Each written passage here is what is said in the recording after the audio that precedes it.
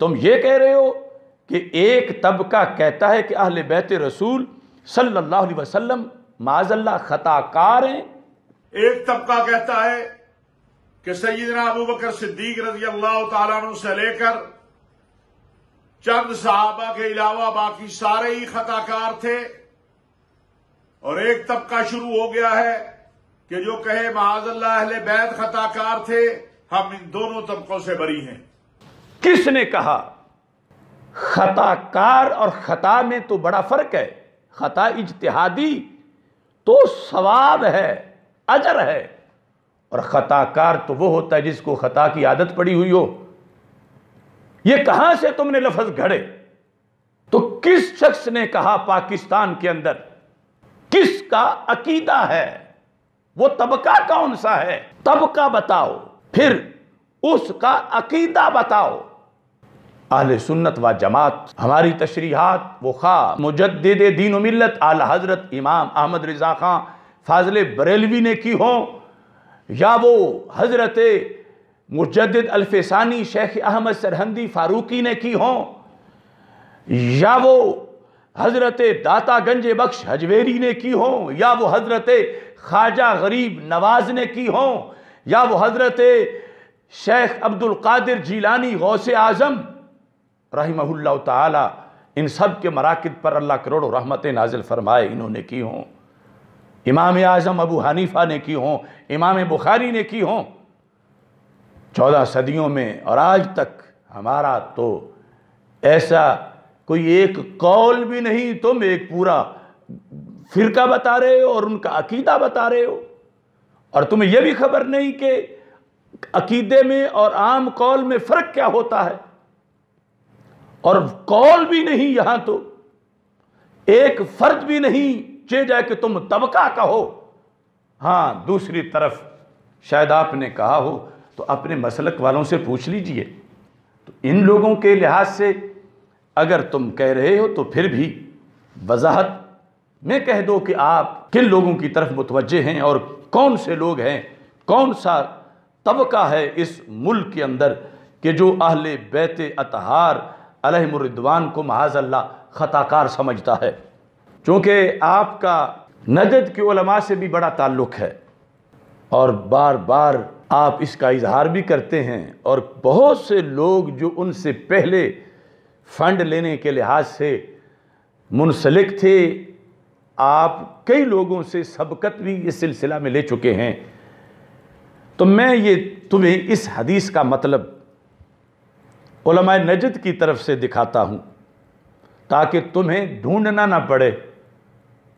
کہ کون سے لوگ ہیں جو سیدہ پاک رضی اللہ تعالی عنہ کو خطا کار کہتے ہیں، کون سا طبقہ ہے، کون سا عقیدہ۔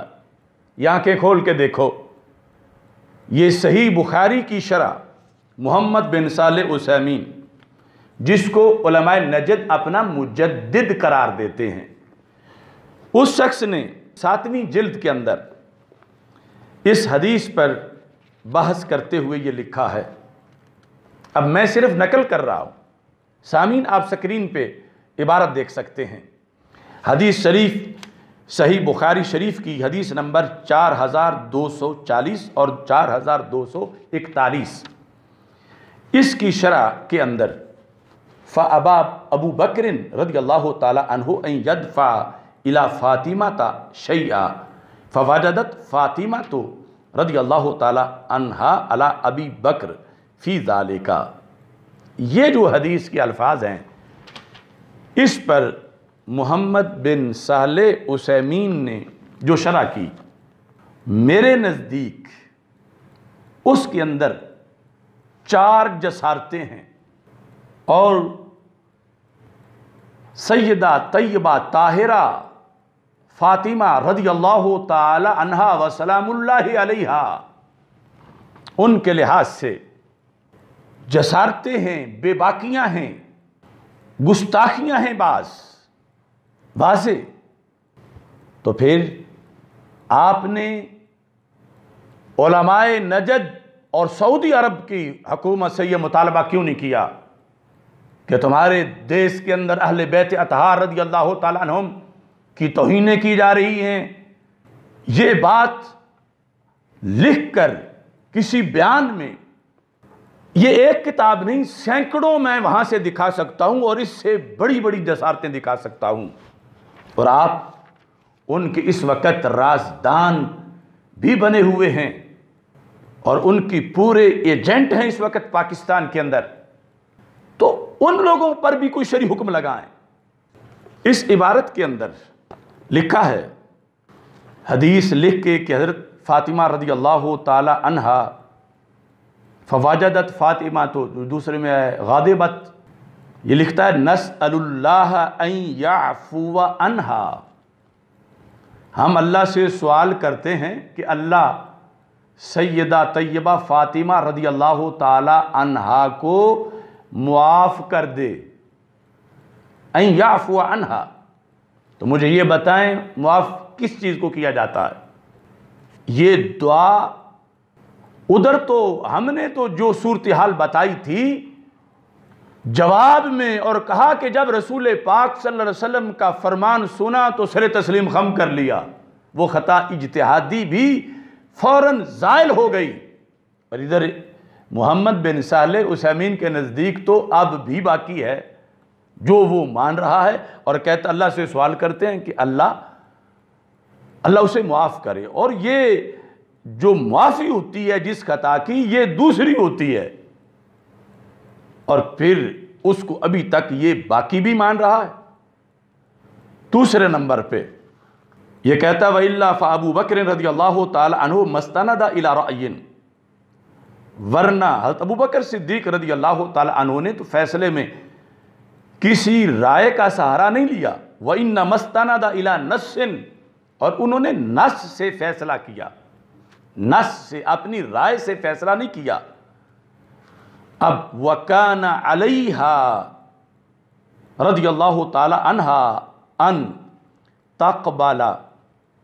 قول النبی صلی اللہ علیہ وسلم لا نورث ما ترکنا صدقہ، کہتا ہے کہ لازم تھا سیدہ رضی اللہ تعالی عنہا پر کہ رسول پاک صلی اللہ علیہ وسلم کا فرمان سن کے قبول کر لیتی۔ تو یہاں دوسری جسارت اور جو بہت بڑی توہین جا کر بنتی ہے وہ یہ ہے کہ یہ شخص یہ بتا رہا ہے کہ سیدہ فاطمہ رضی اللہ تعالی عنہا نے حدیث سن کے بھی اسے قبول نہیں کیا، اور کہتا ہے قبول کرنا فرض تھا ان پر، کان علیہا ان تقبلا، لازم تھا کہ وہ قبول کرتی، لیکن کہتا انہوں نے قبول نہیں کی، اور جو کچھ ان پر لازم آیا میں اللہ سے سوال کرتا ہوں رب انہیں معاف کر دے، یہ مصنف وہ لکھ رہا ہے۔ اب یہاں پر ہم اہل سنت و جماعت، ہمارا یہ نظریہ جو میں نے اس تقریر میں پیش کیا جس پر سنے بغیر تم لوگوں نے تیر چلائے، وہاں تو اس جملے کے فوراً بعد یہ جملہ میں نے اسی تقریر میں بولا کہ جس وقت جن کے جگر کا ٹکڑا تھیں جب ان کی حدیث کو سنا تو سر تسلیم خم کر لیا، لیکن جب آگے سے حدیث آئی تو ان کی یہ شان ہے کہ جن کے جگر کا ٹکڑا ہے ان کی حدیث سن کے سر تسلیم خم کر لیا۔ یہ ہمارا عقیدہ ہے اس تقریر میں کہ جس پر تم حد قذف کے مستحق بن رہے ہو تحقیق کے بغیر الزام لگانے کی وجہ سے، اور یہ شخص تو کہہ رہا ہے کہ حدیث مصطفیٰ صلی اللہ علیہ وسلم کو سیدہ فاطمہ رضی اللہ تعالی عنہا نے قبول ہی نہیں کیا۔ قبول نہ کرنا رسول پاک صلی اللہ علیہ وسلم کی حدیث کو، یہ کردار سیدہ فاطمہ رضی اللہ تعالی عنہا کی طرف منسوب کرنا، یہ کوئی چھوٹا جرم ہے کہ سرکار کی حدیث سرکار کی بیٹی ہی قبول نہ کریں؟ یہ کس نے الزام لگایا؟ یہ کس نے کتاب میں لکھا؟ یہ تمہارے ممدوح علماء نجد کے سالار نے لکھا کہ انہوں نے چاہیے تھا، بلکہ کہتا لازم تھا کہ حدیث قبول کرتی، لیکن انہوں نے نہیں کی، اور نہ کرنے کی وجہ سے جو کچھ ان پر لازم آیا، یعنی اس کے لفظوں میں جو بوجھ لازم آیا، کہتا ہے میں اللہ سے سوال کرتا ہوں اللہ ان کو معاف کر دے، جبکہ ہمارا یقین ہے انہوں نے قبول کیا حدیث کو اس وجہ سے، اور یعنی وہ اس وجہ سے کبیدہ خاطر بھی نہیں تھی کہ حدیث کیوں پیش کی۔ وہ تو غزالی زماں حضرت پیر سید احمد سعید شاہ صاحب کاظمی فرماتے ہیں جو کبیدہ خاطر تھیں تو اس کی وجہ بھی یہ تھی۔ یہ عبارت بھی آپ پڑھ سکتے ہیں مشکلات الحدیث میں، یہ واضح طور پر حضرت غزالی زماں رحمہ اللہ تعالیٰ نے یہ فرمایا ہے۔ حقیقت یہ ہے کہ جب حضرت صدیق اکبر رضی اللہ تعالیٰ عنہ کو یہ پتہ چلا کہ حضرت سیدہ فاطمہ الزہرا رضی اللہ تعالیٰ عنہ کچھ کبیدہ خاطر ہیں، اس لیے نہیں کہ میں نے ان کو حدیث رسول سنائی صلی اللہ علیہ وسلم، بلکہ اس لیے کہ میرا اجتہاد ان کے اجتہاد سے بہتر ہے، تو پھر میں چلا گیا تاکہ ان کی دلجوئی کروں۔ تو ہم اور ہمارے اکابر تو یہ لکھتے ہیں، اور تم نے یہ الزام لگایا سیدہ پر، تمہارے اکابر نے، اس محمد بن صالح عثیمین نے،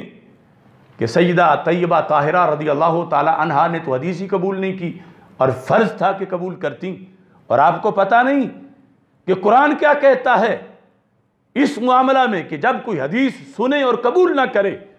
ما کان لمؤمن ولا مؤمنۃ اذا قضى اللہ ورسولہ امرا ان یکون لہم الخیرۃ من امرہم۔ پڑھو قرآن، دیکھو اس کا ترجمہ۔ اللہ تو فرماتا ہے وہ بندہ مرد ہو یا عورت، وہ مومن ہی نہیں اگر اللہ کے فیصلے اور اللہ کے رسول علیہ السلام کے فیصلے کے مقابلے میں اپنی رائے لے آئے، اس فیصلے کو ناپسند کرے، اسے قبول نہ کرے۔ یہ آیت ہے، اور اس سے پتہ چل رہا ہے عام مومنہ جو مومنہ ہے اس کی بھی یہ شان نہیں ہو سکتی کہ وہ حدیث مصطفیٰ علیہ السلام سنے اور آگے سے اس کا انکار کرے یا غصے کا اظہار کرے۔ تو خاتون جنت سیدۃ النساء حضرت سیدہ فاطمہ الزہرا رضی اللہ تعالی عنہا وسلام اللہ علیہا، ان کے لحاظ سے یہ کیسے کہا جا سکتا ہے جو اس کتاب میں کہا گیا؟ یہ ہے تنقیص، اور یہ آپ کے ساتھ بیٹھے ہوئے لوگوں کو سوچنا چاہیے کہ جہاں تنقیص نہیں، توہین نہیں، 14 صدیوں کا اہل سنت کا مسلک ہے، وہاں تنقیص بنائی جا رہی ہے، اور جہاں پر تنقیص ہے اتنا بڑا اتہام ہے، بہتان ہے سیدہ پاک رضی اللہ تعالیٰ عنہ پر کہ جس کے نتیجے میں معاذاللہ ایمان کی نفی ہو جاتی ہے۔ وہ الزام تمہارے بڑے لگا رہے ہیں اور چھپ رہی ہیں کتابیں، اور کم از کم اب تو ان سے کہو کہ وہ یہ کاٹ دیں یا اپنی اس فکر سے رجوع کریں۔ یہ طبقہ ہے جو ملک میں ہی نہیں ملک سے باہر بھی ہے، جن کے فنڈ پر یہاں پہلے بھی کئی کاروبار کیے گئے اس ملک میں، اور 2 ملکوں کے فنڈ سے پاکستان کو ایک جنگ کا میدان بنایا گیا۔ اب چلے ہو تو دیکھو۔ اب اس کے بعد اگلی بات، اور یہ سارے لوگ ان کو بار بار احساس دلا رہا ہوں کہ آج اس شخص کے زیر سایہ سارے اکٹھے ہو کے بیٹھے ہیں پیران طریقت۔ یہ اس ملک میں اس وقت اس کتاب کا سب سے بڑا ذمہ دار خود بنا ہوا ہے۔ یہ دیکھو اس کے اشتہار، یہ دیکھو اس کا تعلق سعودی حکومت کے ساتھ، علماء نجد کے ساتھ، اور یہ دیکھو لکھا ہے جو علماء نجد نے۔ آگے کہتا ہے وَلَكِنْ كَمَا قُلْتُ، یعنی یہ بتاتا ہے کہ انہوں نے قبول نہیں کی حدیث، لیکن کس وجہ سے نہیں کی، اس کا سبب کیا تھا، تو اس میں مزید گستاخی کرتا ہے۔ کہتا ہے لیکن قلت لکم قبل قلیل، کچھ صفحات پہلے میں تمہیں کہہ چکا ہوں، عند المخاصمۃ، جھگڑے کے وقت، لا یبقى للانسان عقل، انسان کی عقل باقی نہیں رہتی۔ جھگڑے کے وقت انسان کی عقل باقی نہیں رہتی۔ بہی ما یقول، کہ اسے جو وہ کہہ رہا ہے اس کا ادراک ہو کہ میں کیا بول رہا ہوں۔ اور ما یفعل، انسان کی عقل برقرار نہیں رہتی کہ اسے پتا چلے کہ میں کیا کرنے والا ہوں۔ او ما هو الصواب فیہ، یا انسان کو پتہ نہیں چلتا مخاصمہ کے وقت کہ درست بات کون سی ہے، اور وہ غلطی پہ غلطی کرتا جاتا ہے۔ اب بتاؤ مجھے، مخاصمہ ہم تو مانتے ہی نہیں، مخاصمہ ہے ہی نہیں کہ جھگڑا ہوا، نہیں، اجتہادی رائے تھی، اس پر پیش کیا، اس کو دعویٰ تھا اجتہاد کی بنیاد پر، مگر حدیث سنی تو واضح ہے کہ فرمایا ابو بکر صدیق جو کچھ رسول پاک صلی اللہ علیہ وسلم نے فرمایا وہ بہتر جانتے ہیں، آپ بہتر جانتے ہیں، میں اب آگے کوئی بات نہیں کرتی۔ اس اطمینان پر تم مخاصمہ کا لفظ بول رہے ہو۔ اور پھر اگلی جو بات ہے، یعنی یہ کہتا ہے کہ سیدہ فاطمہ رضی اللہ تعالی عنہا کا اس کے بعد کا جو کردار تھا اس کو کس سے تعبیر کر رہا ہے کہ وہ کچھ ہوا جو انسان کی جب عقل پہ پردہ پڑ جائے، زائل ہو جائے، تو اسے پتہ ہی نہیں چلتا وہ کیا کر رہا ہے۔ تو آپ قطع نظر اس معاملہ سے ہٹ کے اب آپ بتائیں یہ کیا کہہ رہا ہے سیدہ فاطمہ رضی اللہ تعالیٰ عنہا کو۔ عام بندے کے لحاظ سے جب یہ لفظ بولے جائیں کہ اس کی تو جھگڑے کے وقت زید کی عقل ہی باقی نہیں رہی تھی، وہ بے عقلی کر رہا تھا، وہ پاگلوں والی باتیں کر رہا تھا، اسے پتہ ہی نہیں تھا کہ سچ کیا ہے جھوٹ کیا ہے۔ تو اب یہ جو زید کے بارے میں بات ہے وہ سیدہ کے بارے میں رضی اللہ تعالی عنہا و سلام اللہ علیہ جو کروڑ مرتبہ اس سے پاک ہیں، یہ لکھ کے ان کی طرف منسوب کیا جا رہا ہے۔ کہاں تک یہ جسارتیں ہیں جو آپ کے اکابر نے کی، جن کو تم توحید اور دین اور سنت اور قرآن کا علمبردار بتاتے ہو۔ یہ ہے صورتحال۔ آگے فَنَسْأَلُ اللَّهَ أَن يَعْفُوَ عَنْهَا، ہم اللہ تعالیٰ سے سوال کرتے ہیں کہ اللہ انہیں اس سے معاف فرما دے۔ پھر دوسری بار معافی کے لحاظ سے ذکر کیا، وَأَنْ حَجْرِهَا خلیفۃ رسول اللہ صلی اللہ علیہ وسلم، اور ان کا گفتگو نہ کرنا اللہ کے رسول علیہ السلام کے خلیفہ کے ساتھ، یہ جو معاملہ تھا اللہ اس کو معاف فرما دے۔ قبول نہ کرنا حدیث، یہ ایک علیحدہ ماشاءاللہ ان کی ذمہ ڈالا۔ اور پھر جو مقاطع ہے وہ مقاطع بھی، یعنی وہ ہمارے نزدیک تو وہ اس زمرے کا مقاطع تھا ہی نہیں جو شرعی طور پر حرام ہو، وہ تھا ہی نہیں، اور اس نے وہ مانا جو شرعی طور پر حرام ہے کہ ایک مومن دوسرے مومن سے برات کر دے، ترک تعلق کر دے، جو کہ زمرہ حرام میں آتا ہے، اس کو مان کے پھر اس نے کہا اللہ تبارک و تعالی اسے معاف کر دے۔ تو اس صورتحال کے اندر اب یہاں تہ در تہ توہینیں ہیں، یہ ہیں توہینیں، ان کے لحاظ سے سعودی عرب میں بھی اپنا کردار ادا کرو۔ اور یہ ہے وہ طبقہ، یہ ہے طبقہ کہ جس کے بارے میں تم بتا رہے ہو، ایک وہ طبقہ ہے، ایک یہ طبقہ ہے۔ اللہ کا کروڑوں بار شکر ہے، میں یہ کہہ سکتا ہوں ہم حضرت امام احمد رضا بریلوی کے متوالے، حضرت امام فضل حق خیر آبادی کے دیوانے، گنج بخش حجویری کے غلام، اور حضرت غوث اعظم رضی اللہ تعالی عنہ کی فکر کے بیٹے، ہم وہ ہیں کہ دونوں طرف کی محبت لازم و ملزوم سمجھتے ہیں، اور یہ آپس میں محبت ٹکراتی نہیں، کیونکہ اس کا سبب ایک ہے، اور وہ ذات مصطفیٰ علیہ السلام ہے۔ اس واسطے یہ دونوں محبتیں بیک وقت سچی جب پائی جاتی ہے تو اکٹھی پائی جاتی ہیں، اور اس پائے جانے کو سنی کے سینے سے تعبیر کیا جاتا ہے۔